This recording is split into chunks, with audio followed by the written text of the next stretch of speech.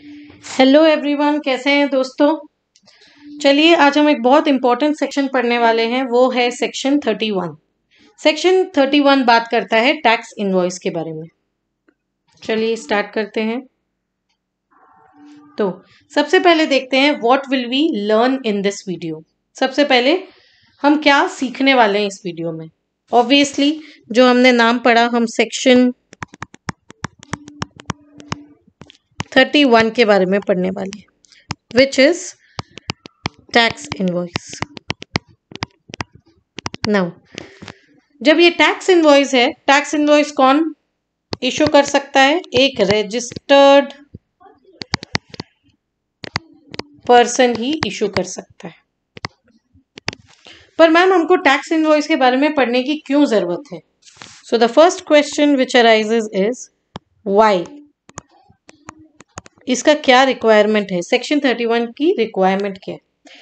Now let us से कि एक इनवॉइस रेज हुआ है। नाउ एक इनवॉइस रेज हुआ है मतलब जीएसटी उस पर कलेक्ट हुआ है। जब मैं बोल रही हूँ टैक्स इनवॉइस रेज हुआ है रजिस्टर्ड पर्सन से, तो ऑब्वियसली वो टैक्स इनवॉइस में जीएसटी होगा। ये जीएसटी जो है सप्लायर अपने पॉकेट में नहीं रख सकता है, वो उसको गवर्नमेंट को देगा। अब जो क्वेश्चन उठता है कि वो गवर्नमेंट को कब देगा, व्हेन,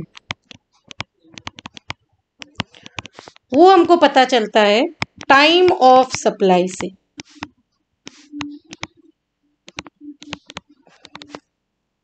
टाइम ऑफ सप्लाई हमको बताएगा कि हमको कब गवर्नमेंट को देना होगा ये पैसा।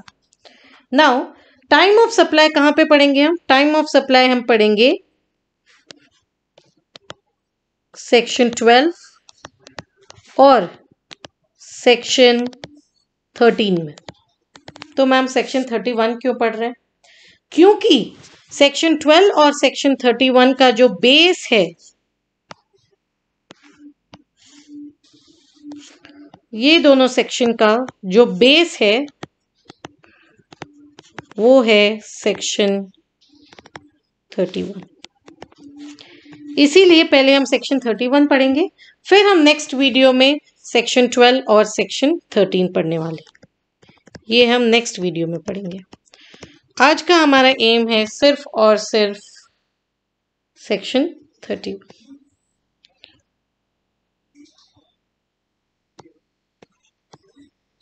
सेक्शन 31। चलिए आगे बढ़ते हैं। नाउ सेक्शन 31 जब हम पढ़ेंगे तो सेक्शन 31 हमको क्या बताएगा? सेक्शन 31 हमको बताएगा, एक बहुत ही इंपॉर्टेंट क्वेश्चन आंसर करेगा। वो क्वेश्चन जो है वो है what is the last date to issue invoice.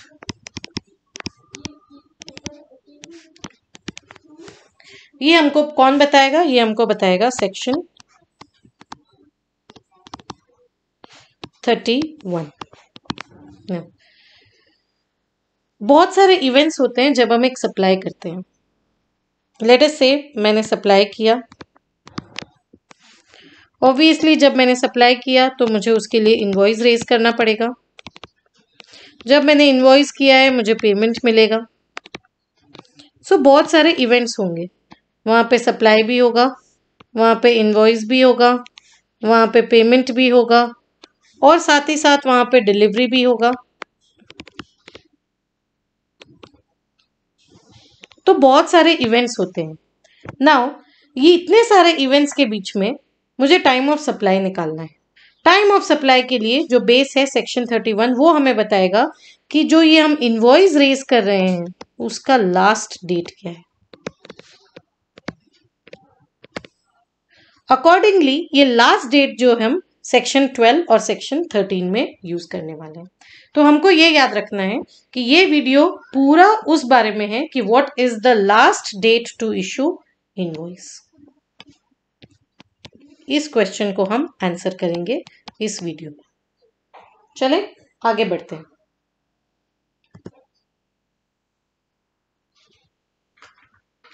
Now division of section 31। Section 31 में टोटल 7 सबसेक्शन है।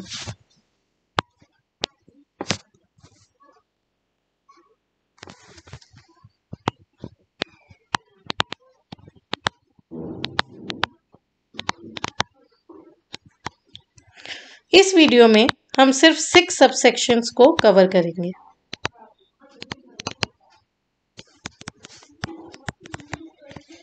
एक सबसेक्शन को हम छोड़ रहे हैं, हम उसको बाद में पढ़ेंगे।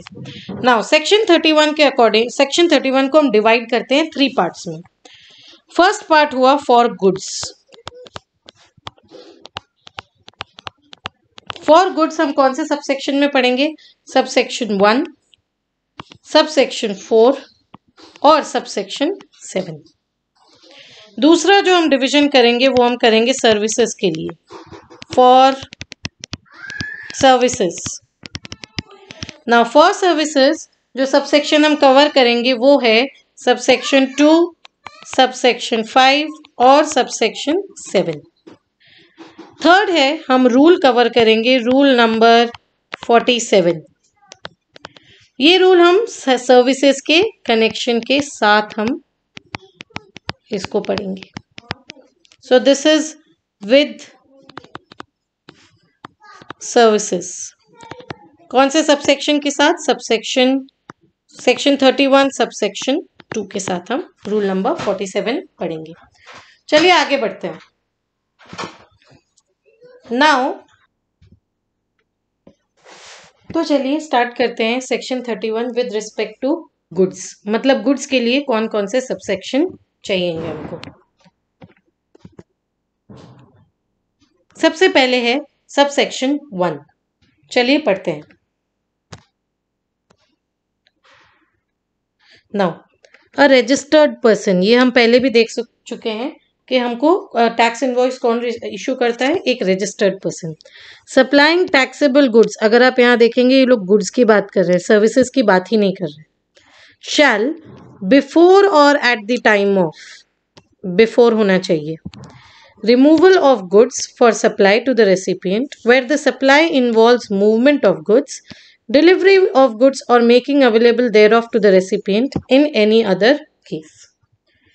Issue a tax invoice, मतलब tax invoice जो है वो before issue हो जाना चाहिए, showing the description, quantity and value of goods, the tax charged thereupon and others and such other particulars as may be prescribed.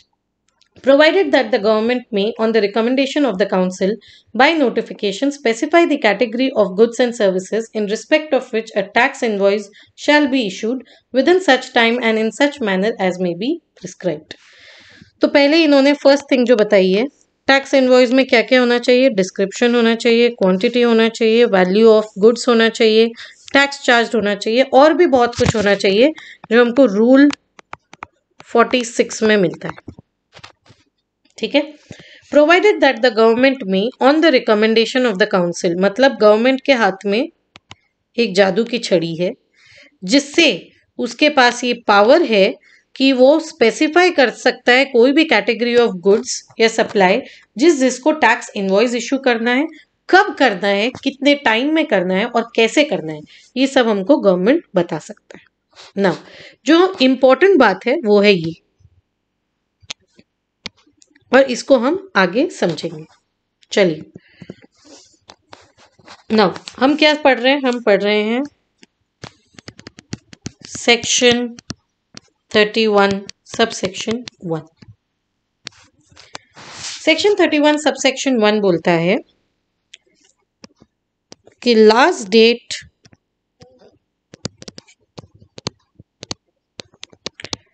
To issue tax invoice is before or at the time of what?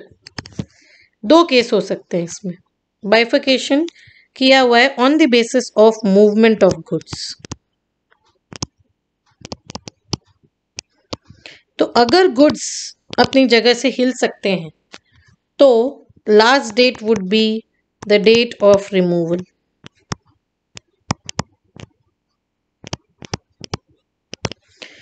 अगर goods अपनी जगह से नहीं हिल सकते, for example let us से मैंने एक flat बेचा, क्या फ्लैट फैक्ट्री से निकल के कस्टमर के पास जा सकता है?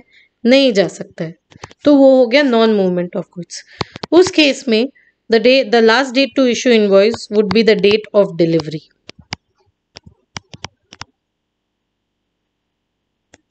ना, इसको समझते हैं हम एक एग्जाम्पल के साथ। ये हमारा टाइमलाइन है। लेट अस से ये मेरा फैक्ट्री है।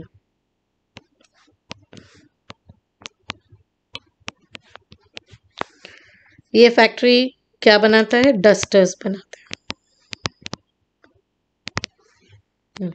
मेरा एक कस्टमर है, मेरा जो फैक्ट्री है वो है बैंगलोर में, ठीक है। एक कस्टमर है जिसको चेन्नई में गुड्स चाहिए, तो चेन्नई में मेरा एक डिस्पैच रूम है।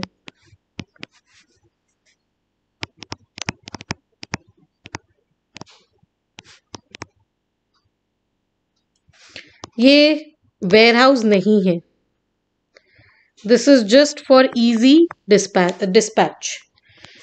मैंने चेन्नई के डिस्पैच रूम में भेजा और चेन्नई के डिस्पैच रूम से वो मेरे कस्टमर के पास पहुंच गया। नाउ बैंगलोर से मैंने भेजा था 1 जनवरी को, चेन्नई के डिस्पैच रूम में पहुंचा 3 को और कस्टमर को मिला 4 को।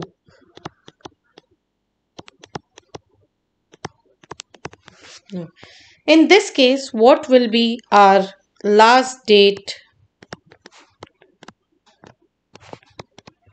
to issue the tax invoice?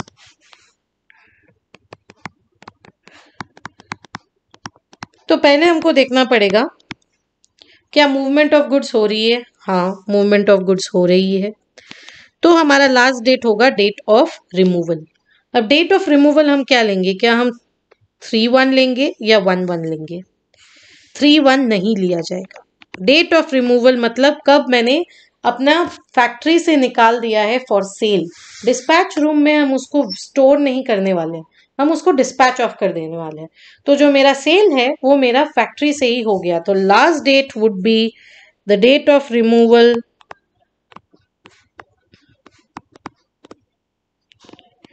that would be nothing but 1/1/21।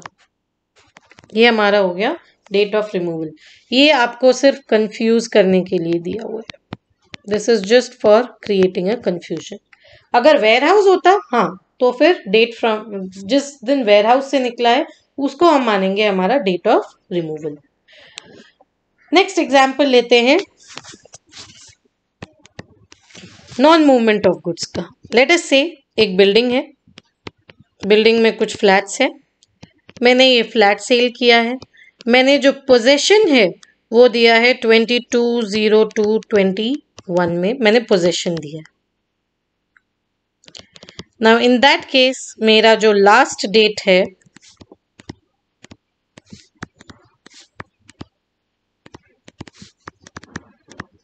to raise the invoice would be 22/2/21।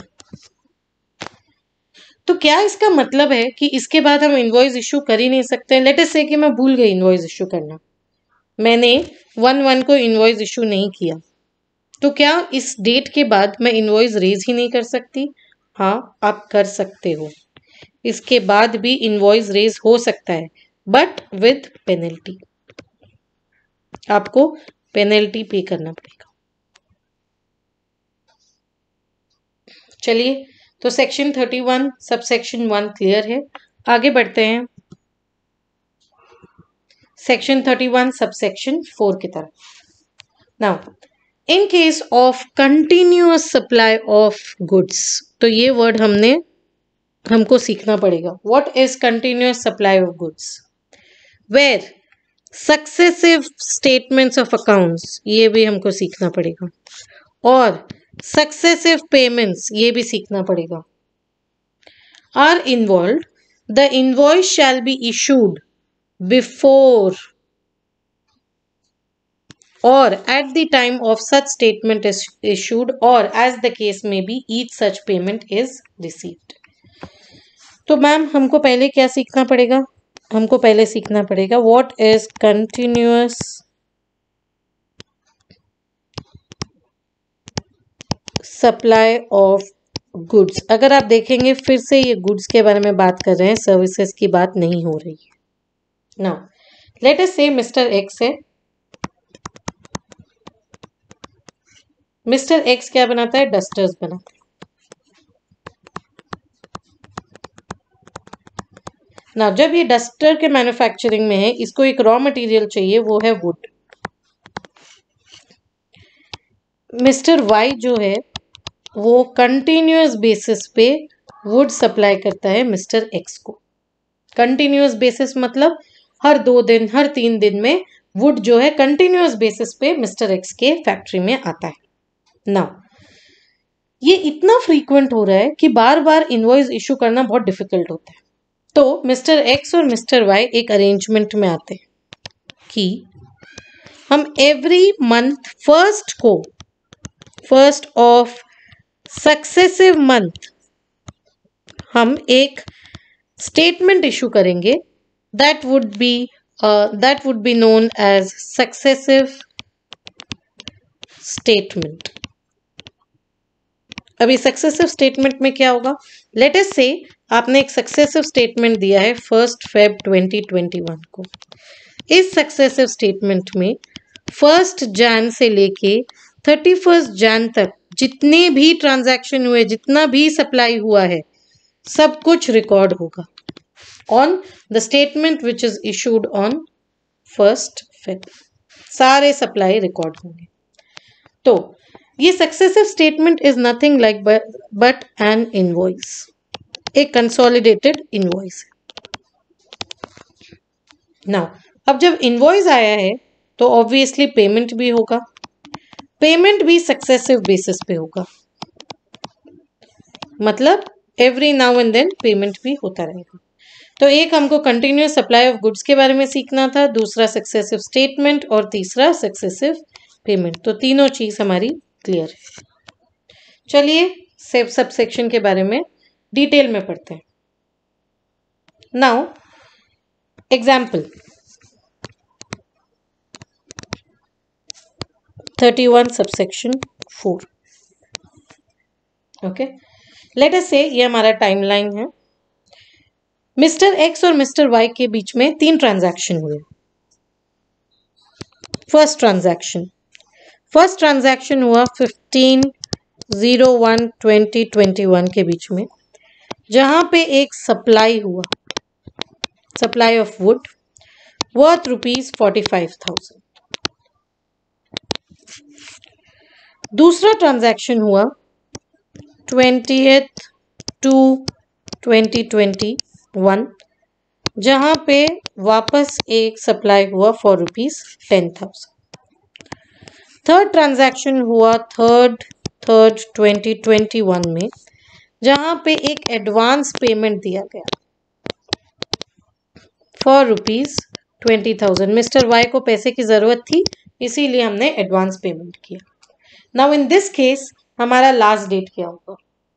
In this case जैसे कि हमारा अरेंजमेंट था, मिस्टर ए, मिस्टर एक्स और मिस्टर वाई,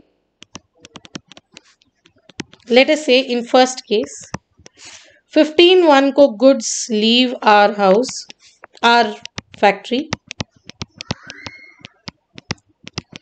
तो इसका हम सक्सेसिव स्टेटमेंट कब इशू करेंगे? हम सक्सेसिव स्टेटमेंट इशू करेंगे 1 Feb 2021 को। यह हो गया हमारा स्टेटमेंट का डेट, राइट? 1 Feb 2021। पेमेंट कब आया? पेमेंट लेट अस से इसका पेमेंट हुआ है 5th Feb। तो we are going to compare this and we are going to see what is the earliest among them. तो इन दोनों केस में हमारा अर्लीस्ट क्या हुआ? सक्सेसिव स्टेटमेंट का डेट। तो हमारा लास्ट डेट ऑब्वियसली जब हमने स्टेटमेंट इशू कर दिया, इसको इनवॉइस भी बोलते हैं, तो हो गया हमारा 1/2/21। सेकेंड केस में सप्लाई हुआ है 20th/2/21 को, फॉर ₹10,000। तो मेरा डेट क्या, स्टेटमेंट का डेट क्या होना चाहिए? स्टेटमेंट का डेट होना चाहिए 1/3/21। तो 1/3/21 को स्टेटमेंट इशू हुआ। लेट अस से पेमेंट फिर से 5/4/21 को। इन दोनों में से जो भी अर्ली है, दैट इज 1/3 को मैंने जब स्टेटमेंट इशू किया तब ही मेरा last date to raise the invoice. Obviously invoice automatically raise हो गया। थर्ड केस में सप्लाई नहीं हुआ है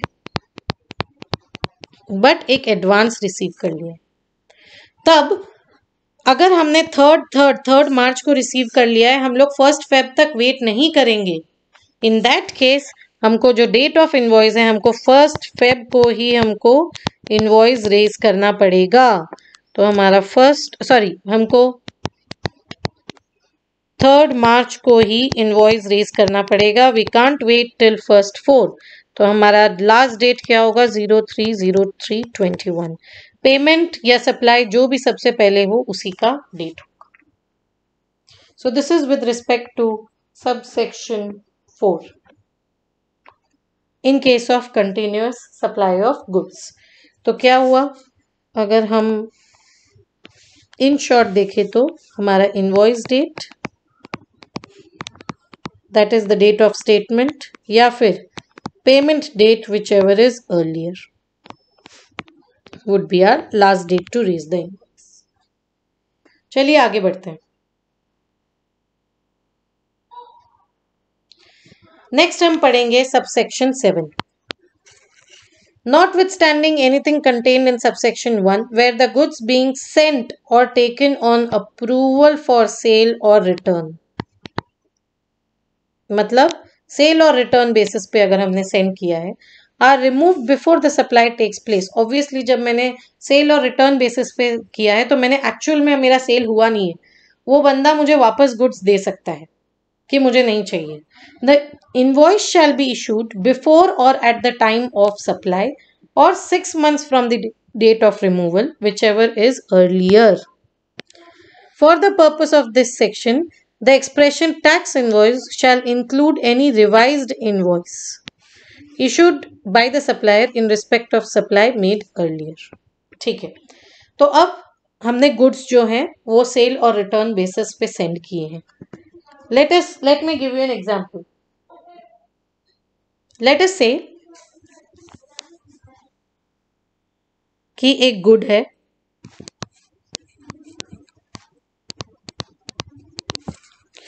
ये गुड मैंने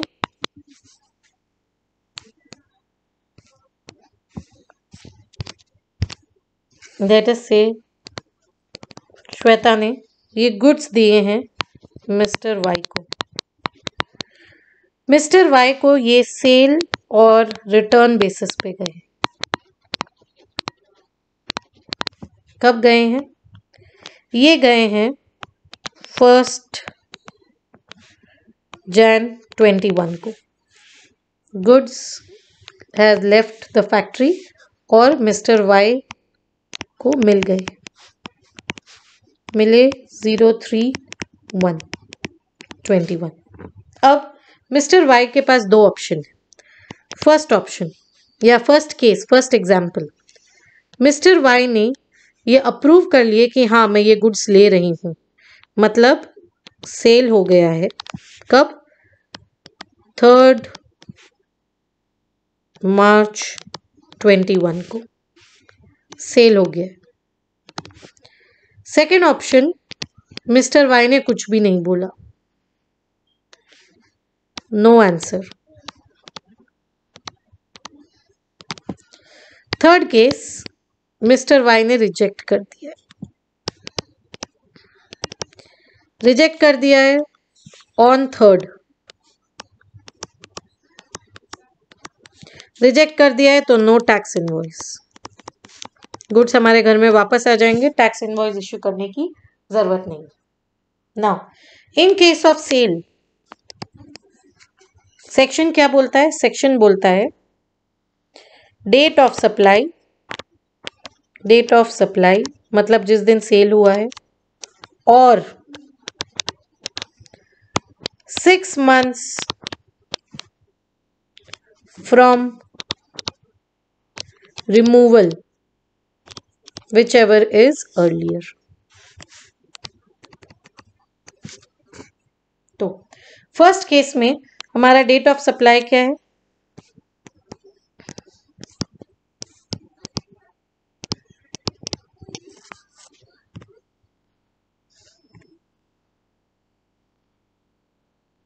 date of supply in first case क्या है हमारा? थर्ड को उसने एक्सेप्ट कर लिया है, तो थर्ड को मेरा डेट ऑफ सप्लाई हो गया। डेट ऑफ रिमूवल क्या हुआ? Date of removal plus 6 months. 1 को तो ऑब्वियसली जनवरी, फरवरी, मार्च, अप्रैल, मई, जून, मतलब जुलाई, 1 जुलाई को मेरा 6 मंथ्स कंप्लीट हो रहा है। Earliest of these two, third को मुझे मेरा लास्ट डेट है to raise the invoice. Second case, date of supply क्या है? डेट ऑफ सप्लाई अभी तक हुआ नहीं है। क्यों? क्योंकि उसने कोई आंसर नहीं दिया। Date of removal plus 6 months क्या हुआ? 1/7। तो इन दिस केस हमको 1/7 से पहले इनवॉइस 1/7 से पहले इनवॉइस इशू करना है। नो आंसर मतलब टिल 6 मंथ्स। लेट अस से उसने 5 जुलाई को एक्सेप्ट किया गुड्स, तो यहाँ पे हम 5 जुलाई लिख देते हैं। तो 6 मंथ्स 1/7 को फिनिश हो रहा है, तो invoice should be raised before 1/7। Third case में ऑब्वियसली नो टैक्स इनवॉइस है।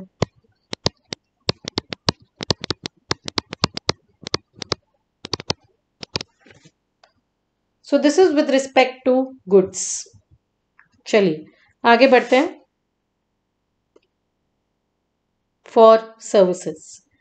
सर्विसेज में हमको कौन कौन से क्लॉज देखने हैं? हमको देखना है सबसेक्शन 2, सबसेक्शन 5 और सबसेक्शन 6, प्लस हमको रूल 47 भी पढ़ना है। नाउ पहले जाते हैं सबसेक्शन 2 और रूल 47 की तरफ।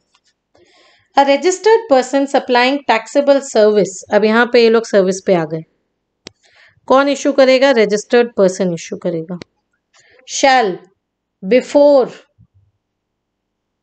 और आफ्टर, अभी तक हमने देखा गुड्स के केस में वो लोग हमेशा बिफोर ही बात कर रहे थे। सर्विसेज के केस में वो बोल रहे हैं बिफोर भी इशू कर दो या फिर आफ्टर भी इशू कर दो, कभी भी चलेगा। कब? After the provision of service but with in a prescribe time. अब ये प्रिस्क्राइब टाइम कौन बताएगा हमको? ये प्रिस्क्राइब टाइम हमको बताएगा rule number 47। Issue tax invoice showing description, value and tax thereon, provided that the government may, on the recommendation of the council, by notification and subject to such conditions as may be mentioned therein, specify the category of service। वापस government के पास जादू की छड़ी है, वो category of services को specify कर सकता है जिसमें कोई और document, any other document shall be deem to be tax invoice. Tax invoice के जगह कोई और डॉक्यूमेंट भी इशू किया है तो भी उसको टैक्स इनवॉइस माना जाएगा और टैक्स इनवॉइस को इशू करने की जरूरत नहीं है। ये गवर्नमेंट जादू की छड़ी से हमको बता सकता है। नाउ इसके साथ जो प्रिस्क्राइब टाइम है, बिफोर तो हमको समझ में आ गया, बिफोर प्रोविजन ऑफ सर्विस,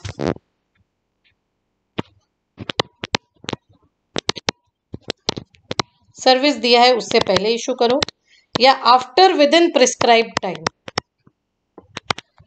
और ये प्रिस्क्राइब टाइम हमको कौन बताएगा? ये प्रिस्क्राइब टाइम बताएगा हमको रूल नंबर 47। चलिए रूल नंबर 47 की तरफ। Rule number 47, time limit for issuing the tax invoice. The invoice referred to in rule number 46, जैसे मैंने आपको बोला रूल नंबर 46 टैक्स इनवॉइस का है कि टैक्स इनवॉइस का फॉर्मेट क्या होना चाहिए, कैसा होना चाहिए। In the case of taxable supply of services, वापस ये लोग सर्विसेज की बात कर रहे हैं, shall be issued within a period of 30 days from the date of supply of service। Very good. मतलब अगर लेट अस से कि मैंने सर्विस प्रोवाइड की है,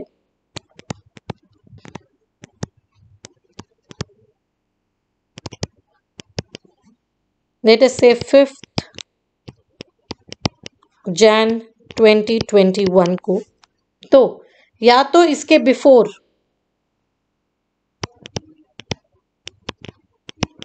या फिर 5/1 plus 30 days, provided that where the supplier of service is an insurer,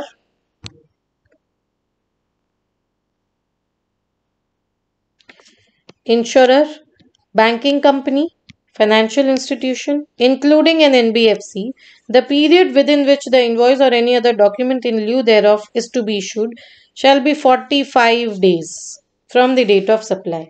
तो अगर ये इन सब में से है तो ये 30 डेज जो है वो हट के, ये 30 डेज अब 30 डेज नहीं रहेगा, ये बन जाएगा 45 days.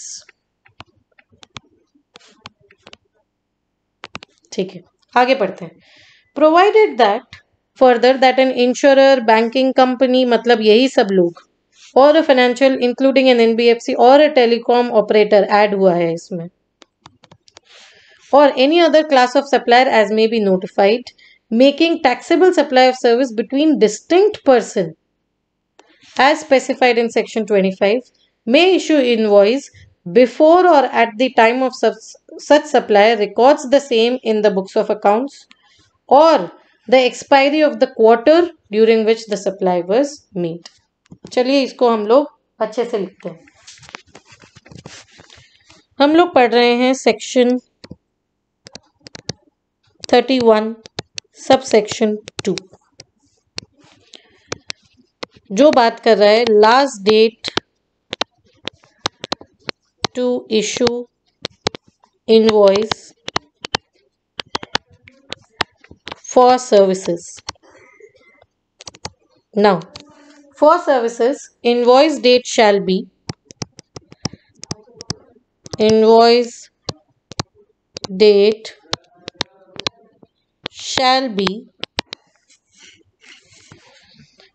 before or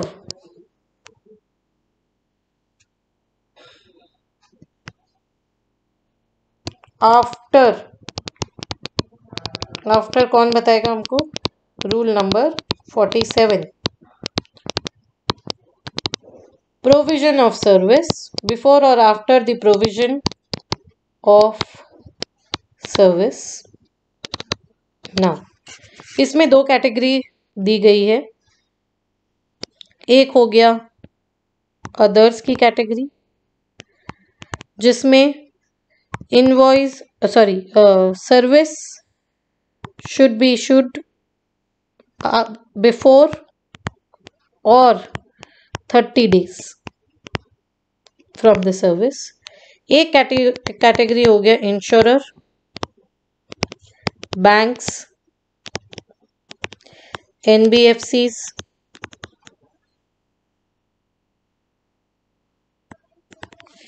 in this case invoice should be raised before और 45 days। चलिए टाइमलाइन में देखते हैं।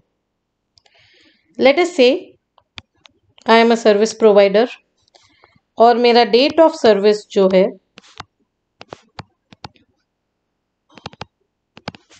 वो है 1/1/21। नाउ अब मैंने डेट ऑफ सर्विस मेरा 1/1 है। इन केस ऑफ अदर्स तो ये हमारा हो गया कैटेगरी 1, ये हो गया कैटेगरी 2। कैटेगरी 1 में मैं बिफोर, आफ्टर कब तक? 30 डेज, मतलब 31/01/21 तक मैं, लास्ट डेट है मेरा ये इनवॉइस रेज करने का। इन केस ऑफ अदर्स वही अगर मैं इंश्योरर हूं, अगर मैं बैंक हूं, अगर मैं एनबीएफसी हूं, तो ये मेरा 30 डेज जो है वो 45 डेज हो जाएगा। मतलब मुझे इनवॉइस रेज करना है 15/2/21 से पहले। क्या मैं इसके बाद कर सकती हूँ? Yes, but with penalty. अब इसमें एक थर्ड पॉइंट और दिया गया है कि अगर ये सब कैटेगरी मतलब इंश्योरर, बैंक, एनबीएफसी और प्लस इसमें टेलीकॉम को भी मिलाया गया है, टेलीकॉम ऑपरेटर्स, फाइनेंशियल इंस्टीट्यूशंस,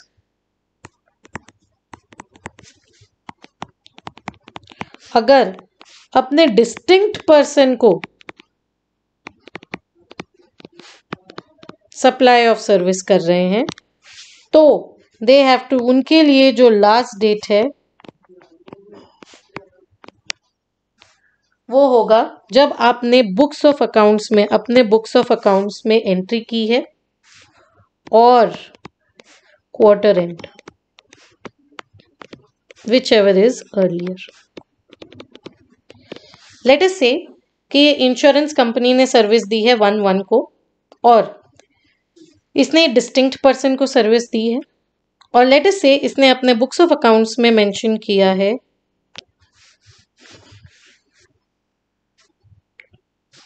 15/1/21 को। सो बुक्स ऑफ अकाउंट्स में कब किया है? 15/1/21। और एक क्वार्टर एंड क्या है? जब मैंने 1/1 मतलब जनवरी का क्वार्टर एंड हो गया 31/3/21। तो earlier of these two would be 15/1, वो हमारा last date to raise the invoice हो।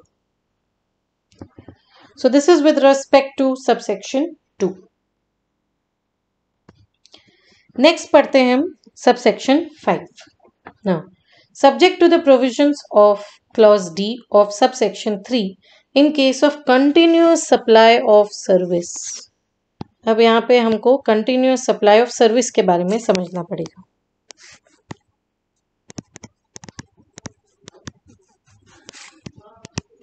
ना continuous supply of service बोला जाता है जब हम कोई सर्विस continuously for 3 months और more दे रहे हैं, तभी उसको हम कंटिन्यूअस सप्लाई ऑफ सर्विस बोलेंगे। लेट अस से मिस्टर एक्स है, मिस्टर एक्स अपना एक छोटा सा घर बना रहे हैं और वो घर एक दिन में तो फिनिश नहीं होगा, मैं उसको सर्विस दे रही हूँ। ये सर्विस मोर देन 3 मंथ्स के लिए होगा, तभी इसको कंटिन्यूअस सप्लाई ऑफ सर्विस माना जाएगा। अब कंटिन्यूअस सप्लाई ऑफ सर्विस के केस में हम लोग last date to raise the invoice क्या मानेंगे?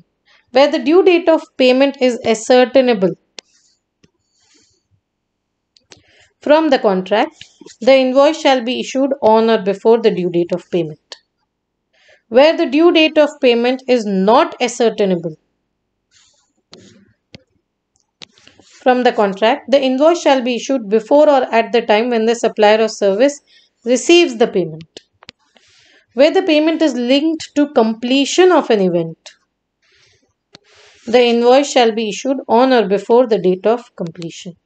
चलिए पढ़ते हैं। कंटिन्यूअस सप्लाई ऑफ सर्विस हम समझ लिए, अब हम लोग उसके इनवॉइस के बारे में बात करते हैं। Section 31 subsection 5 continuous supply of service. Case 1, mister x ने मुझे एक घर बनाने बोला है। कब बोला? 1/1/21 को। मैंने उनको बोला टू कंप्लीट द बिल्डिंग मुझे 1 साल लगेगा, तो I will finish it by 31/12/21। तो मिस्टर एक्स ने मुझे बोला कि वो पेमेंट देंगे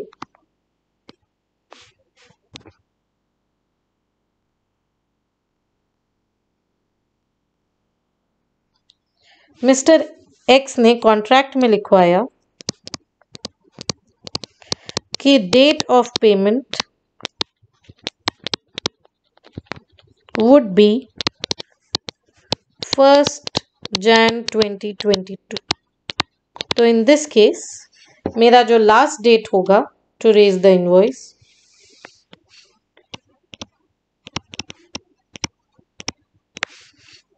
वो होगा 1/1/22। इसके बीच में कभी भी raise the invoice.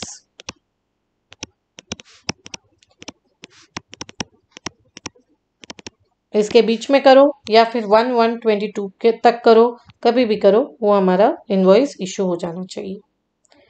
Now this is case 1, last date.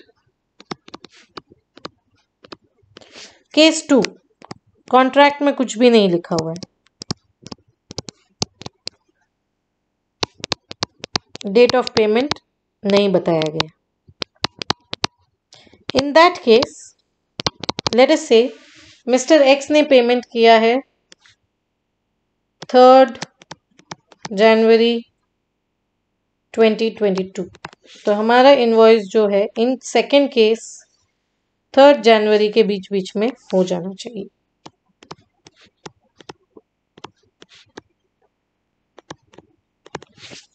Third case, mister x ने लिखवाया है इन द कॉन्ट्रैक्ट कि जब आप ग्राउंड फ्लोर बना देंगे तो ये कॉन्ट्रैक्ट 10 लाख का था, मैं आपको 2 लाख रुपए दूंगा। जब आप फर्स्ट फ्लोर बना देंगे तो मैं आपको 3 लाख रुपए दूंगा, और जब सेकंड फ्लोर बन के कंप्लीट हो जाएगा तो मैं आपको बैलेंस 5 लाख रुपीस दूंगा। लेट अस से जो फर्स्ट फ्लोर है वो कंप्लीट हुआ है 3 अक्टूबर 21 को। तो last date to invoice issue invoice in this case would be 3 October 21। Let us say second floor complete हुआ है 30th/11/21। तो 3 लाख का इनवॉइस हमको 30th/11/21 से पहले पहले करना। थर्ड फ्लोर लेट अस से 31 मार्च को हुआ है,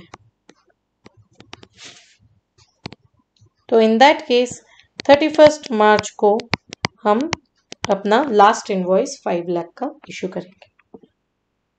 चलिए लास्ट सबसेक्शन जो हमको देखना है वो है subsection 6। In a case where supply of services cease under a contract before the completion of the supply, the invoice shall be issued at the time when the supply ceases, and such invoice shall be issued to the extent of the supply made before the cessation.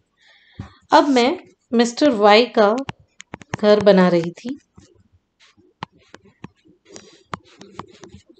ये एक ground floor, first floor, second floor का घर था। मैंने ground floor complete किया और कोई भी रीज़न के कारण मैंने ये कॉन्ट्रैक्ट बीच में छोड़ दिया, कॉन्ट्रैक्ट कैंसिल हो गया। नाउ मिस्टर वाई मुझे ग्राउंड फ्लोर का 3 लाख रुपीस पे करेंगे। मुझे इसके लिए एक इनवॉइस इशू करना है। वो इनवॉइस कब मुझे इशू करना पड़ेगा? इनवॉइस इशू करना है on the date of cessation, on or before the date of cessation. जो पूरा कॉन्ट्रैक्ट था वो 10 लाख रुपए का था, पर जो इनवॉइस है वो सिर्फ 3 लाख रुपए का ही रेज होगा। सो दिस इज, अगर कंप्लीशन के पहले अगर हमारा कोई कॉन्ट्रैक्ट सीज हो जाता है तो हम कितने का इनवॉइस इशू करेंगे और कब तक इशू करेंगे। लेट अस से ये जो कॉन्ट्रैक्ट कैंसिल हुआ है वो हुआ है 3 मार्च 21 को कैंसिल हुआ है, तो ये इनवॉइस जो है वो 3 मार्च 21 जो है वो मेरा लास्ट डेट है टू रेज द इनवॉइस। चलिए इसी के साथ हमने कंप्लीट किया अपना टैक्स इनवॉइस, लास्ट डेट कब इशू होना चाहिए। एक अच्छा सा समरी बना लेते हैं।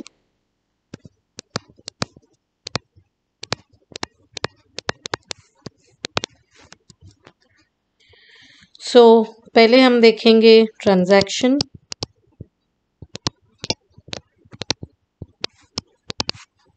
फिर इन केस ऑफ गुड्स और फिर इन केस ऑफ सर्विसेज। अगर नॉर्मल ट्रांजैक्शन है तो गुड्स में मूवमेंट होने पे डेट ऑफ रिमूवल,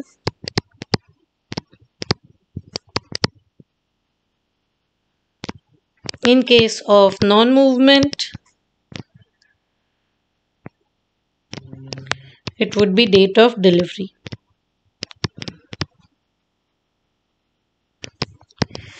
सर्विसेज में अदर्स के लिए 30 days, banks, NBFCs, insurance, financial institution,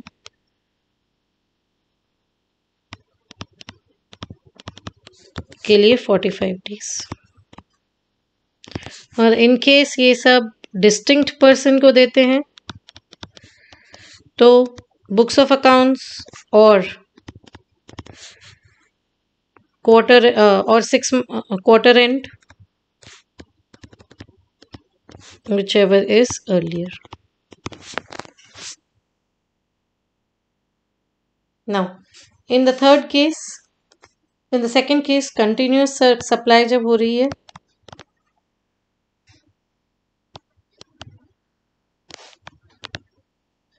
in case of goods, statement or payment,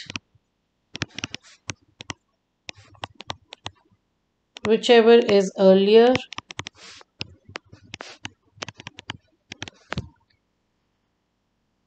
in case of services, अगर कॉन्ट्रैक्ट में डेट लिखी हुई है, कॉन्ट्रैक्ट मेंशंस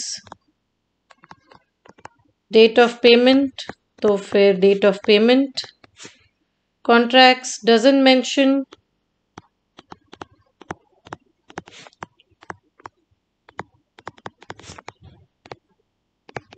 तो फिर हमारा actual date of payment, in case of completion by event, completion of event तो फिर date of completion of event। Last हो गया हमारा अदर्स का case, which is in case of goods sent on approval, sale or approval or sale or return, उसमें the time of supply or 6 months, whichever is earlier।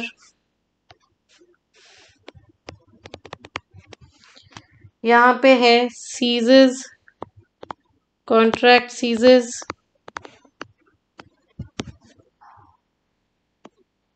तो उसमें होगा seize date. तो ये एक हमारा बढ़िया सा समरी बन गया। ये है हमारा subsection 1, subsection 2, subsection 3, subsection 4, subsection 7, sorry ये है 4, ये है 5, ये है 7 और ये है 6। हमने सबसेक्शन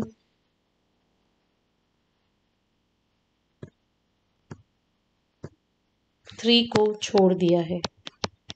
ये टाइम ऑफ सप्लाई के लिए हमारे लिए ज़रूरी नहीं है, ये हम बाद में पढ़ेंगे दूसरे चैप्टर के कनेक्शन में। Thank you so much for watching the video. Please subscribe button पे दबाइए, बेल आइकन प्रेस कीजिए ताकि आपको नोटिफिकेशंस मिले। कमेंट सेक्शन में बताइए कि वीडियो कैसे लगा and keep watching for more videos. Thank you.